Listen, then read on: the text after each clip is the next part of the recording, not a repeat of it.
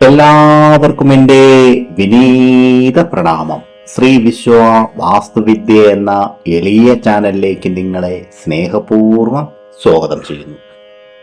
വശീകരണ തിലകത്തെ പറ്റി കേട്ടിരിക്കുമല്ലോ.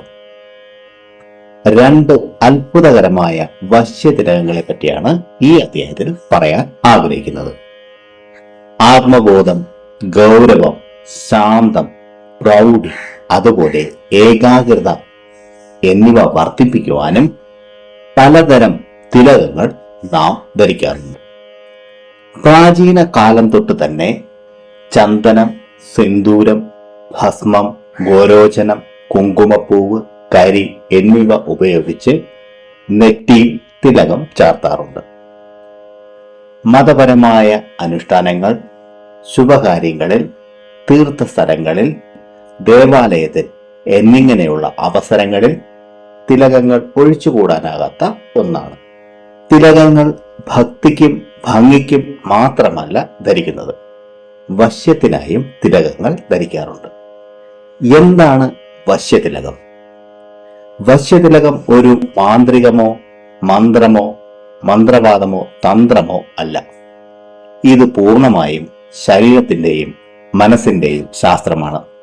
സാധാരണയായി രണ്ടു പേർ മുഖാമുഖം കണ്ടുമുട്ടുമ്പോൾ ഒരാൾ തീർച്ചയായും മറ്റൊരാളുടെ മേൽ ആധിപത്യം സ്ഥാപിക്കുന്നു. കാരണം ഒരാളുടെ ആജ്ഞാചക്രത്തിലെ കാന്തിക തരംഗം മറ്റേ ആളെക്കാളും കൂടുതൽ ആയിരിക്കാം. ഈ കാന്തിക പ്രഭാവത്തെ 10 മടങ്ങ് വർദ്ധിപ്പിക്കാൻ ഈ വശ്യതിലകങ്ങൾക്ക് സാധിക്കും. ഒരാൾ തന്റെ ആജ്ഞാചക്രത്തിൽ ഒരു വശ്യതിലകം ഉപയോഗിച്ചതിന് ശേഷം ഇരുന്നാൽ മറുവശത്തെ വ്യക്തിയെ കീഴടക്കും വിധം കാന്തിക തരംഗങ്ങൾ ഉണ്ടാവുകയും അയാളെ സമ്മോഹനാവസ്ഥയിൽ കൊണ്ടുവരാനും സാധിക്കും.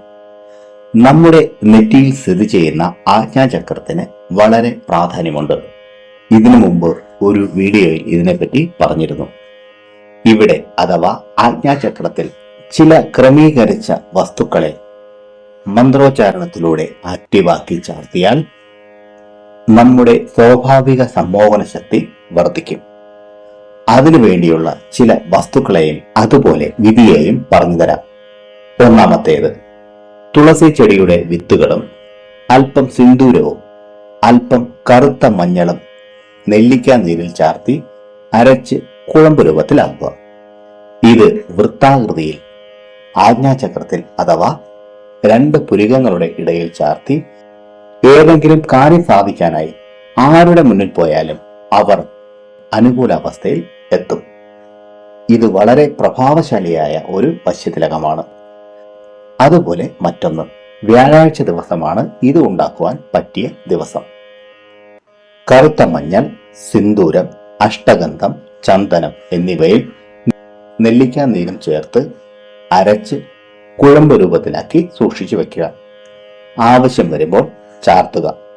എത്ര കഠിന ഹൃദയനും നിങ്ങളോടുള്ള ദേഷ്യ മനോഭാവം വെടിഞ്ഞ് നിങ്ങളിൽ വശഗതരാകും.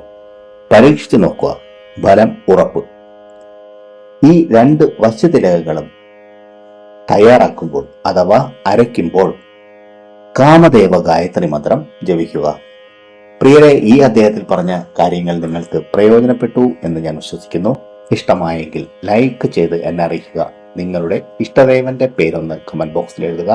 മറ്റുള്ളവർക്ക് പ്രയോജനപ്പെടുന്ന രീതിയിൽ എന്തെങ്കിലും ഉണ്ടെങ്കിൽ ഷെയർ ചെയ്യാനും ഈ ചാനലിലെ പഴയ വീഡിയോകളും കാണുക. പിന്നെ ഞാൻ എപ്പോഴും പറയുന്നത് പോലെ സത്യസന്ധമായ യഥാർത്ഥ വാസ്തുവിദ്യ രഹസ്യങ്ങളും സനാതന ധർമ്മത്തിലെ സാധന, ഉപാസന, മന്ത്രരഹസ്യങ്ങളും ഹസ്തരേഖ വിജ്ഞാനവും സാമുദ്രിക ശാസ്ത്ര രഹസ്യങ്ങളും അറിയാനായി നിങ്ങൾ ഈ ചാനൽ സബ്സ്ക്രൈബ് ചെയ്യുക. നിങ്ങൾക്കെല്ലാവർക്കും സർവേശ്വരന്റെ അനുഗ്രഹം ലഭിക്കാനായി ആത്മാർത്ഥമായി പ്രാർത്ഥിച്ചുകൊണ്ട് നിർത്തുന്നു. നന്ദി, നമസ്കാരം.